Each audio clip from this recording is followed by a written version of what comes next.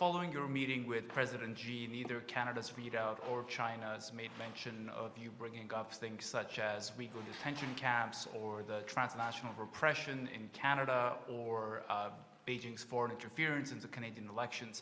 Did you bring these issues up? We had a discussion on foreign interference. We had a discussion on a range of other issues. Recognizing that setting it back on track, particularly on the economic side, was an important part of the discussion. And I think if I can finish to loop back, so the other element of the discussion, which is something you do in a relationship as opposed to a transaction, not suggesting your question was transactional in any respect, but I'd like to distinguish how some other discussions go, is to be clear about the expectations, that we will be pragmatic, that we will be open and frank with each other on issues, and there are issues of challenge,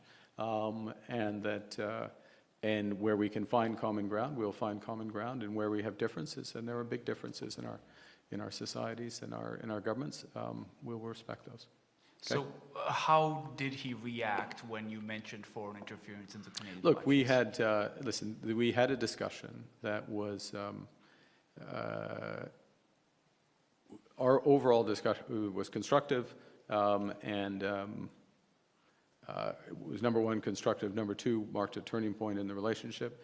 I don't think they recognize the level of concerns we have about these issues, but we manage these issues in Canada. We have a structure to manage them. And look, I'm going to repeat what I said because it's very important. It doesn't do any good to talk to ourselves about these issues alone. It's important that we are engaged with the world's largest country by population, second largest economy by value, and increasingly influential, determinant, not just influential, determinant of the global system. So we need to be back in there, and now we are back in having those discussions. Next question. And I guess the last point, I'm sorry, I'm going to drone on for 1 sec.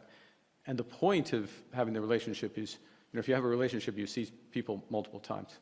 It's not a one and done, and that's where we are. Thank you.